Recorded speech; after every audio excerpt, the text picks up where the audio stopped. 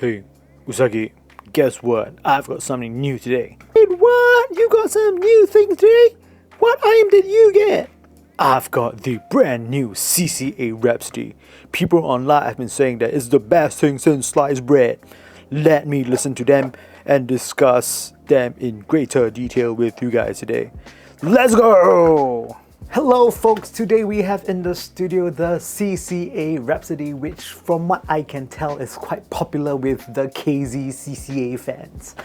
Honestly, I'm quite skeptical when it comes to KZ and CCA. There is lots of lore when it comes to their IEM, so do Google them.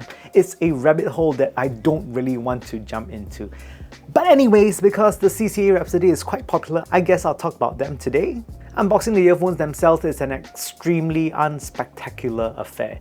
They come in this black box with the CCA logo on the front of it, and at the side of it is just a sticker saying that these are the Rhapsody. I mean, this is as boring as it gets. All of their packaging is essentially the same. Removing the sleeve, you are greeted by the earphones themselves. The box below are the cables and some ear tips. So yeah, really the unboxing experience of the Rhapsody is very uninspiring. I mean, if you have been following KZ or CCA for a while, you will know that this is basically the same packaging over and over again for the umpteenth number of time, always consistently Spartan. Build quality, credit where credit is due, the Rhapsody is built quite a bit better than the cheapy plastic nonsense from the early days of KZ or CCA. It does feel a little bit denser than earlier iterations of the product from the brand. Also, this time around the chassis is 3D printed. I like the smoke color of the chassis, which still allows you to see the internals of the IEM. As you know, seeing through things is really quite nice. The faceplate is a nice polished metal with Rhapsody in a cute font. It will pick up fingerprints rather easily, as with all shiny things. At the side of it is a tag that I wish ended in 2023, switches. I've always felt that it adds nothing to an IEM. It doesn't change tonality one bit, just maybe a bit more bass, but the tone of bass is kind of similar.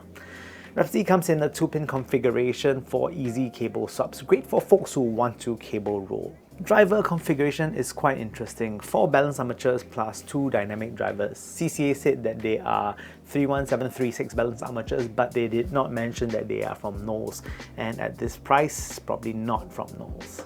Next, talking about the cable. I mean, if you have bought a KZ IEM in the past year, guess what? You're getting the same cable again. It is said that these are braided, but I don't see braids on them. Cable is actually quite decent, however. Sound. Today's graph used in this video is supplied by Basking Shark. A big shout out to him, as I did not really want to measure all the switches. It's a pain and adds nothing to the sound. It will not transform your earphone to become another earphone. It does change bass perception somewhat, but does not change the overall tonal color of the earphones. Anyways, the Rhapsody is tuned to the very popular natural warm signature that is all the rage these days. This makes them very approachable to many folks and will find it quite attractive for people who have just gotten in the game and wanted to try those switches out thinking that they can change tone dramatically. It doesn't. Rhapsody is probably the best from KZ CCA so far, even better than their giant killing IEM, the Krila. So that basically makes this the killer of the Giant Killer. Personally, I found that I like the tonal qualities of the mid-range of the Rhapsody. It is pretty enticing. Bass is dynamic and full sounding, although I do find them just a hair bit slower than the balance armatures. But for most folks, you can't probably pick this out. The earphones by default came with all the switches turned on, and that will be the setting used for this review. Anyways, let's dive deeper. Bass of Rhapsody is, as I just mentioned, very full sounding and dynamic. It will be very pleasing to many. This makes it very suitable for more recent music, as they tend to be very compressed sounding. The added dynamics add more life and impact to the overall soundscape. The Rhapsody has more of an emphasis on the mid-bass, which allows for instruments such as bass guitars to be heard easier. I do find that detailed levels in this region to be acceptable, but could be a bit better with more definition. Sub-bass again is pretty full sounding and will please many who wants quantity. Again, very similarly with mid-bass, texture is decent and lacking a bit of micro details. One thing to point out, I do find that bass drivers tend to be slightly slower in comparison to the balance armatures used. This probably explains the slight haziness in bass details and some lower bass bleed that affects lower mids somewhat. Midrange for the Rhapsody, the midrange is the most prominent frequency band. Vocals are very distinct and separate from other frequency ranges. It will certainly grab your attention. Female vocals are very smooth sounding with very good natural tonal weights. There is good levels of finesse. The upper mids of the Rhapsody allow for this rather delicate tonal color of female vocals. Male vocals are sufficiently weighty in terms of tone, but I do find that the separation between the male vocals and other instruments can be a bit better. When listening to electric guitars, the Rhapsody allows them to chart quite nicely at its price point acceptably separate from the male vocals. Treble. The Rhapsody rolls off quite quickly after the upper mid peak at 3K. As such, they are sufficiently sparkly but not an airy pair. This is great for people who are sensitive to treble and lends to its overall smooth character. Treble is still prominent enough for decent levels of separation. I don't find them sibilant, so they should be okay for folks who are a bit more sensitive. Next, moving on to Soundstage. When it comes to width and height, really average when it comes to these two aspects. Nothing really extraordinary. Depth and positioning. Depth is slightly below average as the slowness of bass drivers cause a slight haze in bass region, hindering depth perception. It is a little 2D sounding. Positioning is similarly affected, but not to the same extent as the upper mid. Still give enough for it to be adequate. And next, some comparison. So versus the Simgot EW200. Comparison with the EW200 is because it's quite similarly priced. The EW200 is a single dynamic driver that is priced slightly cheaper than the Rhapsody. It features a metal chassis and it also has a natural warm V-shaped signature.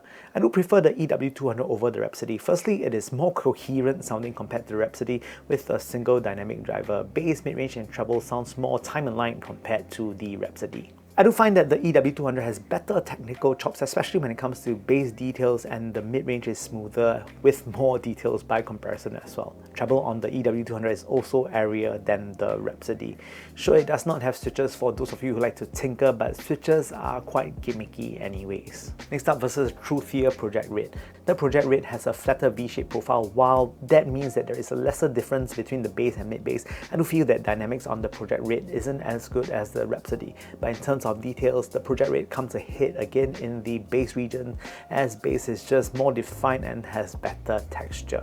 Resolution in the Project Red is more similar to that of the EW200, and that is a little bit ahead of the Rhapsody. And finally, in conclusion, the Rhapsody is KZ's CCA's best attempt so far. It is a really decent iron. There are some passe gimmicks such as having those switches. I mean, let's be honest, the switches does not really change the tone of an iron. It does let you tweak bass somewhat by adding a little bit more volume, but its character is still rather similar. The Rhapsody is a relaxed sounding iron that has an easy to light timbre, but when you are trying to listen for detail, it will be a little bit tricky. So for the Rhapsody, is it a blind buy, must buy, consider, avoid or run away IEM? I would say it's one to be considered. It is perfectly decent, and for people who are new to the hobby and really want an IEM that has switches for you to just tinker around just because you like to push switches, yeah, then do consider Rhapsody. But overall, I think a more complete package would be the EW200 or the Truthear Project Red. With that said, I hope you enjoyed this week's episode of the Super Chunk Super Audio Show. Yeah, I will be on a trip again this week, so might not be able to reply on the comments as quickly as I like because I'm on holiday.